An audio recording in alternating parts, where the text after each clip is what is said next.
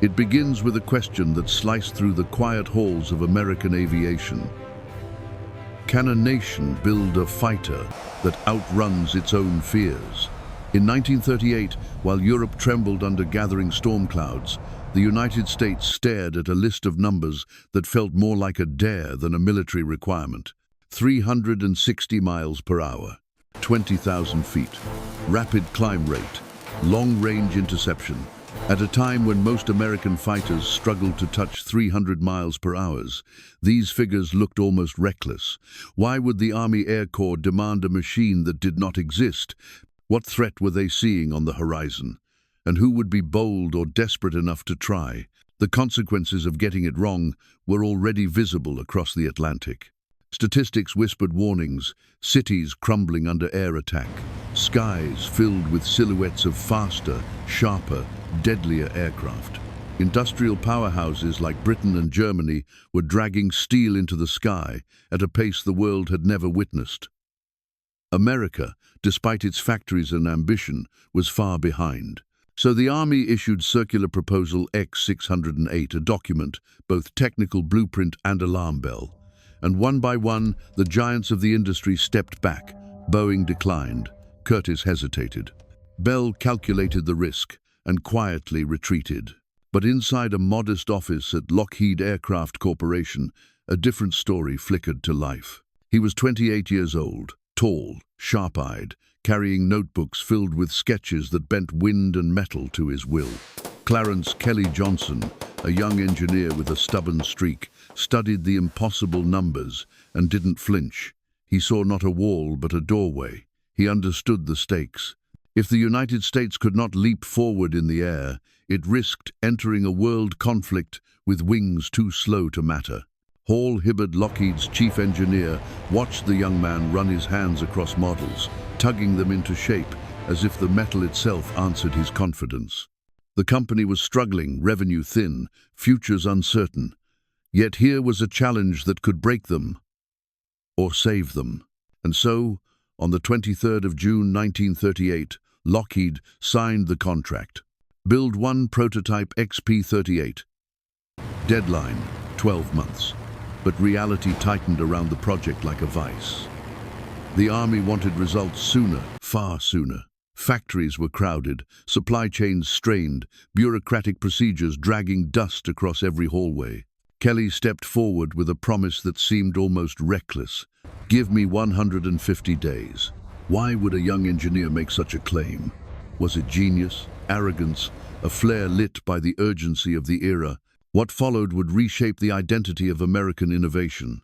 A small group, only 23 engineers and 105 mechanics, was carved out of the main factory and pushed into a crude tent beside a foul-smelling plastics plant. The air was thick, the ground uneven, the conditions far from heroic. Yet within this improvised shelter, a spirit was forming, fed by belief and sharpened by necessity. This is where the legend of Skunk Works quietly began, not in marble offices, but in heat, noise, and the determination of people who refused to be slowed by paperwork or doubt. Kelly's team worked with a rhythm that felt almost mythic, hauling blades of aluminum, bending frames under floodlights, racing the calendar as if every hour were a battlefield. They built not just a machine but a statement America would not be caught unprepared. And as winter crept toward the new year, a shape emerged from the scaffold. Twin booms, a central cockpit, engines like clenched fists, ready to strike. It looked unlike any American fighter before, its sleek, predatory, born of pressure and vision. The story of the P-38 Lightning had begun, forged in urgency, sculpted by ingenuity, and carried by a young engineer who refused to accept the limits of his time. The year was turning darker. Headlines carried numbers that didn't look human anymore. Warsaw bombed in 20 minutes. Over 25,000 buildings damaged in a single raid. Thousands displaced in a single night. Across Europe, cities were being erased as if someone were dragging dust across a chalkboard map.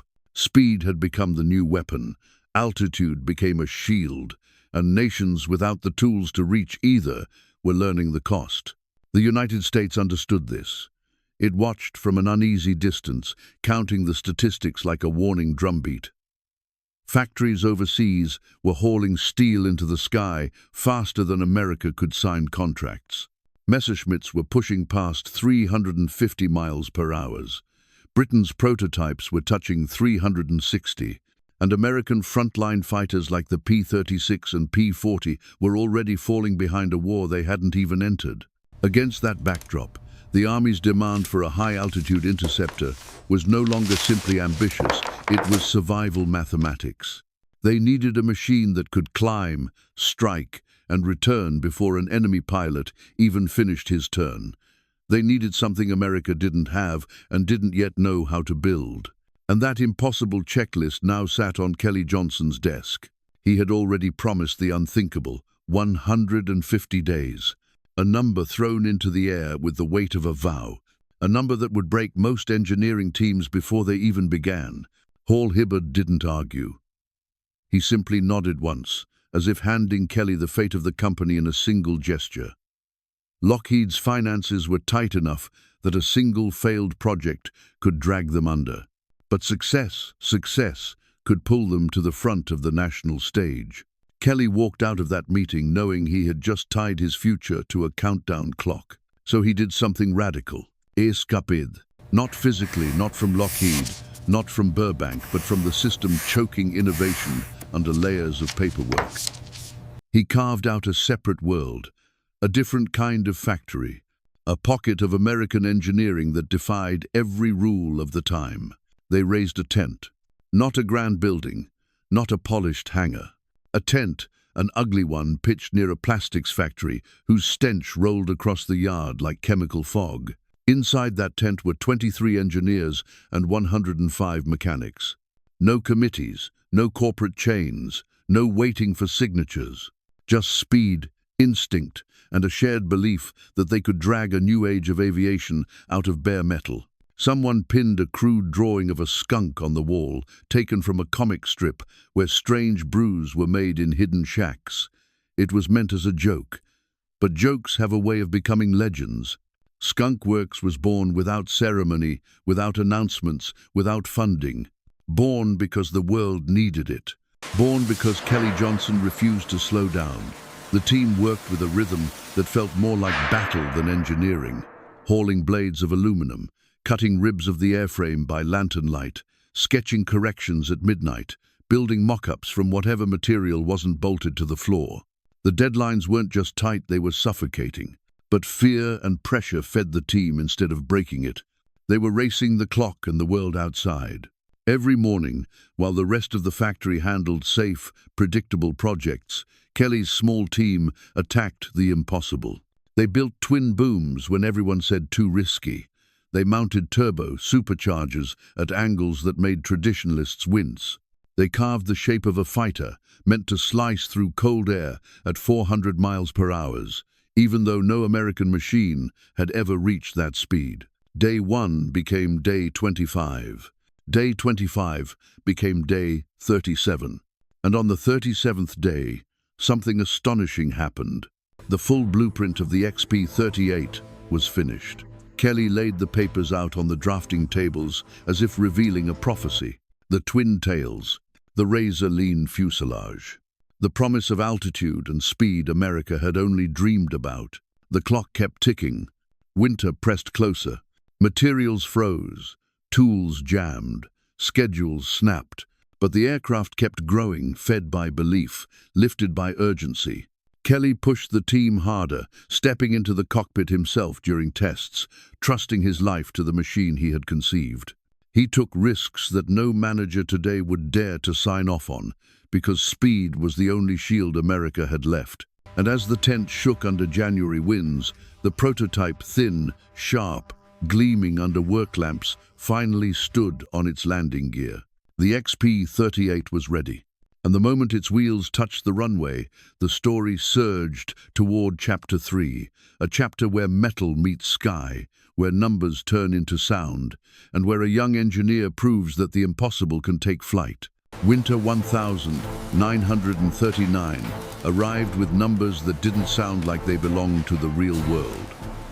More than 1.5 million civilians displaced across Poland, over 60% of Warsaw's buildings torn open or flattened, and nearly 40,000 tons of explosives dropped on European cities within months.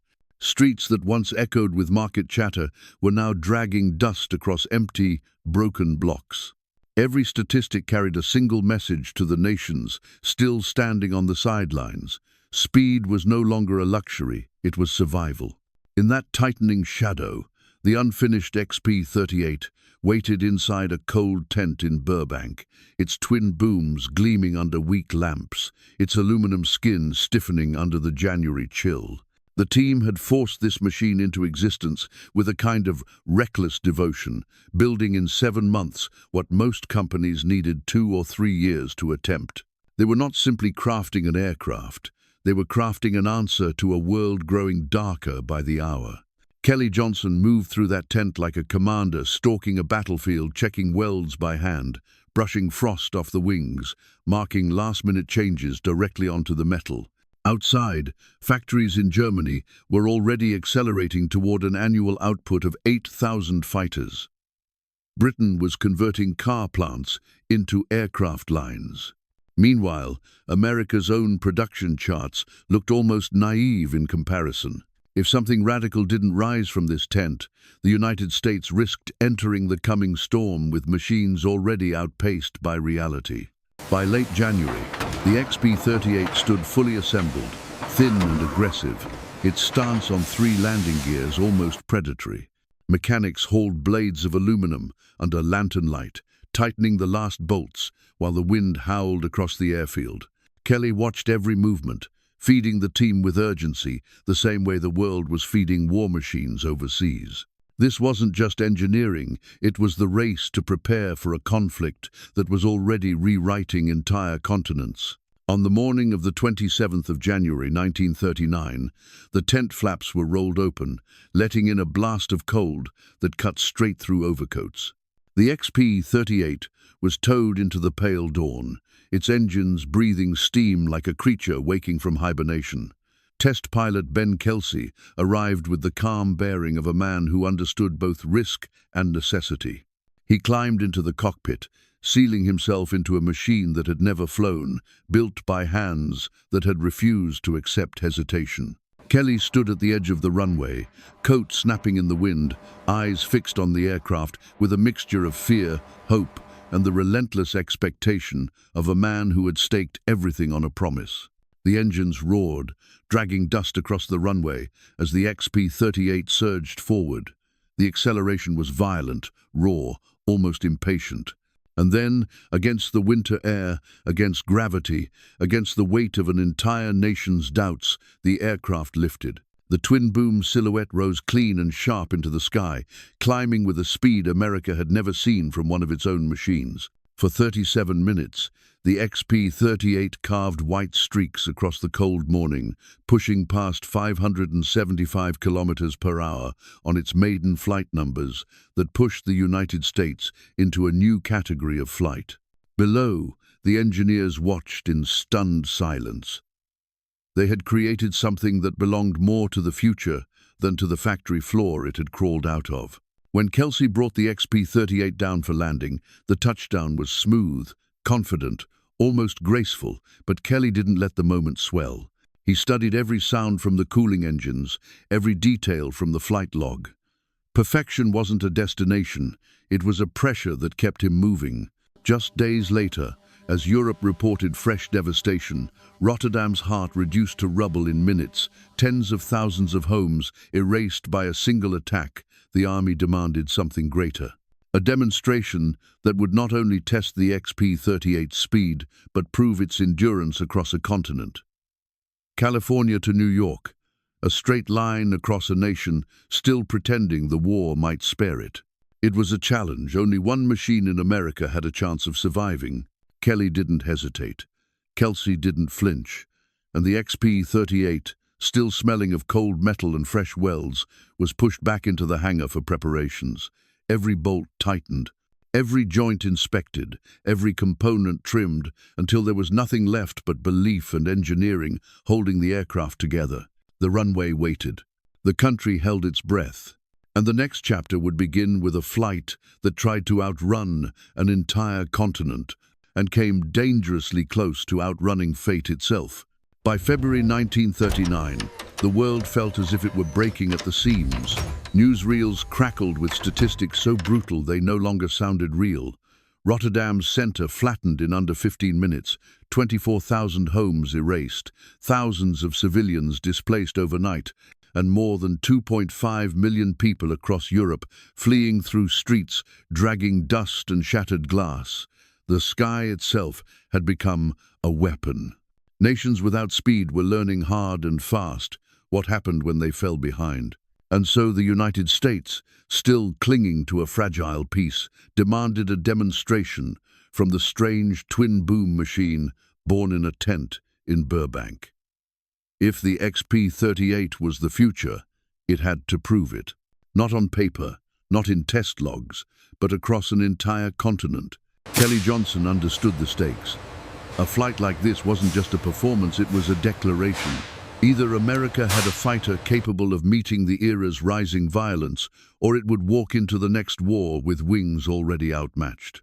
Inside Lockheed's hangar, Kelly's team worked through a cold that bit the fingertips and stiffened every tool. They tightened bolts until their knuckles split, trimmed wiring harnesses to shave ounces, recalibrated turbo superchargers so the twin Allison engines could breathe at brutal altitudes. Every adjustment was made under the pressure of Europe's collapse, of cities falling faster than headlines could track them. The world was accelerating into chaos. The XP-38 had to accelerate faster.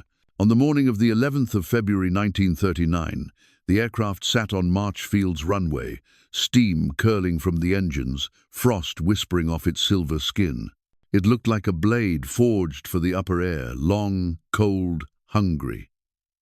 Ben Kelsey walked toward it with the calm stride of someone who understood exactly what this flight meant. He had flown prototypes before, but never one carrying a nation's unspoken hope on its wings. He climbed into the cockpit, closed the canopy, and felt the world outside shrink into a muted, expectant silence. Kelly stepped back, hands buried in his coat pocket, jaw clenched so tight it hurt. Behind him, engineers watched without blinking. No one spoke. There was only the sound of wind scraping across the concrete and the deepening rumble of the twin engines feeding on fuel and expectation. The takeoff was a sprint. The XP-38 dragged dust behind it, wheels pounding against the runway, until the air finally caught its wings and lifted it cleanly into the morning sky. Kelsey climbed fast, cutting through cold layers like a knife through canvas. Once level, he pushed the throttles forward and let the twin Allisons roar. The aircraft surged east, slicing through icy winds at a pace that made even veteran pilots widen their eyes. Over 340 miles per hour sustained. Climb performance that eclipsed anything the US possessed. Stability at high altitude that felt almost unnatural. Mile after mile, the XP-38 devoured the continent. It crossed the Mojave, the Grand Canyon, the Great Plains rolling under winter clouds, Chicago's frozen grid flashing beneath the wings like shards of silver. And as it raced eastward, the world behind it grew darker. Reports from Europe spoke of Norwegian cities bombed before dawn, Prague under occupation, London preparing shelters for millions. The war's consequences were multiplying faster than diplomatic cables could contain them. But the XP-38 kept flying, fed by belief, driven by engineering, carried by the idea that America might still be able to shape the skies instead of surrendering them.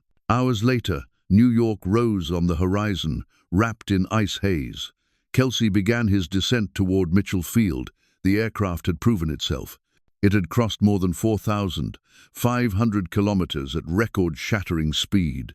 It had outrun trains, storms, and expectations. It had made the impossible seem routine. Then fate reached up from the cold February air. As Kelsey lowered power for landing, the engines coughed once, then again. The temperature had dropped farther than forecasts predicted. The fuel in the carburetors began to crystallize. A thin film of ice choked the flow. The XP-38 began losing power just a heartbeat too soon. Kelsey fought it, hauling the yoke, leveling the wings, but the runway rushed toward him faster than the engines could recover. The aircraft clipped trees at the edge of the field, skidded, and crumpled into the frozen ground. Metal bent. The nose buried itself in snow. The twin booms folded like wounded limbs. For a long moment, the air went still. Then the canopy cracked open. Kelsey crawled out, shaken, bruised, alive. Behind him, the XP-38 lay broken, steam pouring out like breath fading into winter. Reporters called it a failure. Skeptics laughed, but the army saw something different. A machine that had crossed a continent faster than any American fighter in history. A prototype that had proven, in the harshest possible way, that speed was not a dream, it was a weapon America could wield. Kelly arrived hours later, standing silently beside the wreck, snowflakes landing on a design he had willed into existence. He didn't mourn. He calculated. He analyzed. He planned. Because fate had not ended the story, it had simply triggered the next chapter. The aircraft was broken, but the idea behind it had never been stronger. And Chapter 5 would reveal how the XP-38 rose from ice and twisted metal to become the weapon that shaped a new era in the Pacific skies. The wreck at Mitchell Field still steamed in the winter air when the first cables reached Washington. Some reporters called it failure. Some said the project had run its course. But those who understood speed, those who had followed Kelsey's flight from the Pacific to the Atlantic, saw something else entirely. The XP-38 had crossed a continent in a single breath of engineering, outrunning storms, distance, and doubt. It had proven that America did not need to chase Europe's war machines. It could leap over them. And so, even as the twisted metal cooled, the Army Air Corps placed its order. One prototype had died, but the idea behind it was alive, fed by belief, sharpened by urgency. Kelly Johnson stood over the wreckage in New York, with frost clinging to his coat, and said quietly, "We build it better next time." It wasn't grief, it was ignition. Across the ocean, war statistics hammered harder. France fallen in 6 weeks, London enduring 57 consecutive nights of bombing, millions displaced across Eastern Europe, skies blackened by fleets of bombers moving like migrating steel, entire cities dragged dust behind them as if history itself were being rewritten by fire. The world was collapsing faster than diplomacy could patch it. America would not stay outside for long. And when it stepped in, it would need a machine that could climb higher, reach farther, and strike sooner than any enemy aircraft. That urgency pushed the P-38 from blueprint into mass production.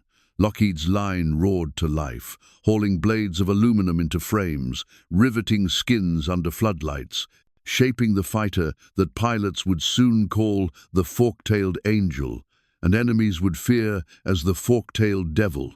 Nearly 10,000 would eventually roll out, each one carrying the DNA of that wrecked prototype in New York. Kelly oversaw every evolution: stronger wing spars, better cooling, reinforced booms, turbo superchargers tuned like instruments for high, thin air. The P-38 didn't just survive its early fall, it used the lesson to grow sharper. That was Kelly's way. Failure was fuel, pressure was compass, speed was destiny. When America finally entered the war in 1941, the P-38 stepped into the Pacific like a blade unsheathed. Its range, stretching beyond 1,300 miles with drop tanks, gave it reach no U.S. fighter had possessed. Its climb rate allowed pilots to intercept threats before they ever glimpsed the islands below. Its concentrated firepower in the nose delivered accuracy that turned dogfights into brief, decisive streaks of light across the sky. Then came the 18th of April 1943, the moment when all the urgency, all the pressure, all the belief forged in that Burbank tent reached its ultimate proof. Intelligence decoded a flight plan. The architect of Pearl Harbor, Admiral Isoroku Yamamoto, would be in the air for exactly 1 hour. The distance to intercept him, over 1,000 miles, far beyond the reach of any fighter except one. 16 P-38 seconds launched at dawn, engines dragging dust as they tore across the Pacific at wave-top height. It was a mission so precise that being off by minutes meant failure. But the P-38 reached the point. It climbed. It struck. And Yamamoto's aircraft fell through the clouds, an event that shook the Japanese command and altered the psychological arc of the entire Pacific War. A mission impossible for any other fighter had become the moment the P-38 wrote its name into the core of American military history. Back home, Kelly Johnson worked quietly, drafting the next improvements, the next generations, the next ideas that would eventually birth the U-2, the SR-71, the F-117. But the lesson of the P-38 stayed with him. That innovation thrives not in comfort, but in pressure, not in certainty, but in daring, not in perfect conditions, but in tents beside noisy factories where belief outruns fear. And so the story of the P-38, born in urgency, tested in ice, refined in fire, carries a message deeper than metal or speed. In moments when the world tightens, when the sky darkens, when statistics look too heavy to bear, there is still room for people who refuse to yield. For engineers who build faster, for pilots who fly further, for a nation that learns to rise when rising matters most. The wreck burned, but the idea soared, and from that idea came a legacy that still glows bright, sharp, and unmistakably human across the long black and white sky of history.